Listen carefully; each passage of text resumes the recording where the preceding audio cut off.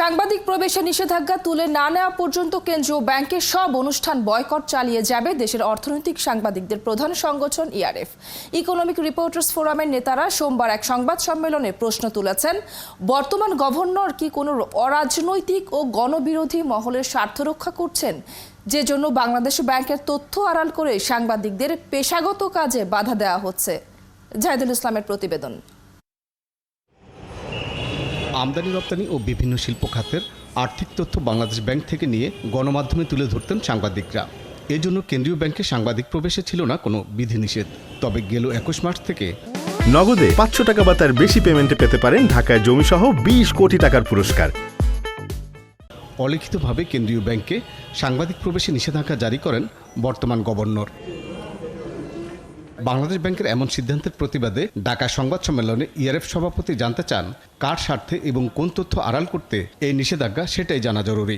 হঠাৎ করে তথ্য প্রবাহ বন্ধ করার ফলে ভুল তথ্য, অর্ধসত্য তথ্য ছড়িয়ে পড়ার আশঙ্কা তৈরি হয়েছে। সবার জন্য উন্মুক্ত রেখে কেবল সাংবাদিক প্রবেশে নিষেধাজ্ঞার মাধ্যমে আসলে কি তথ্য আড়াল করার চেষ্টা করা হচ্ছে, আমরা সেই বিষয়ে প্রশ্ন রাখতে চাই। তিনি বলেন, আর্থিক খাতের গুরুত্বপূর্ণ তথ্যের উৎস কেন্দ্রীয় ব্যাংক। চলমান নিষেধাজ্ঞায় সাংবাদিকরা বিভিন্ন তথ্য দিতে না পারায় কেন্দ্রীয় ব্যাংকের রিজার্ভ সহ বিভিন্ন খাত নিয়ে এরই মধ্যে গুজবের ডালপালা মেলতে শুরু করেছে। কেন্দ্রীয় ব্যাংক বড় কোনো দুর্ঘটনা ঘটেছে কিনা সে প্রশ্ন উঠেছে। বৈদেশিক মুদ্রা রিজার্ভ ব্যবস্থাপনার দুর্বলতা, তদারকি ব্যবস্থার ভঙ্গুরতা, বিভিন্ন গোষ্ঠীর চাপে নীতির ধারাবাহিকতা রাখতে না পারার বিষয়টি সবার এখন জানা।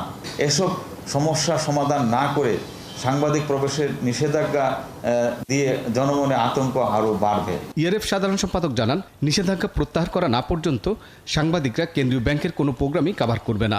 বাংলাদেশ ব্যাংকের প্রপাগান্ডামূলক কোনো প্রেস রিলিজ স্টেটমেন্ট আমরা ছাপবো না, কিন্তু আপনার হচ্ছে জেনুইন নিউজ ব্যাংকিং খাত রিলেটেড আমরা সেই নিউজ করব। এটা হলো আমাদের প্রথম কথা। দ্বিতীয় কথা হচ্ছে যে আমরা এই মুখপাত্র এবং ডেপুটি গভর্নর এবং গভর্নরের সকল প্রোগ্রাম হচ্ছে আমরা বর্জন করব।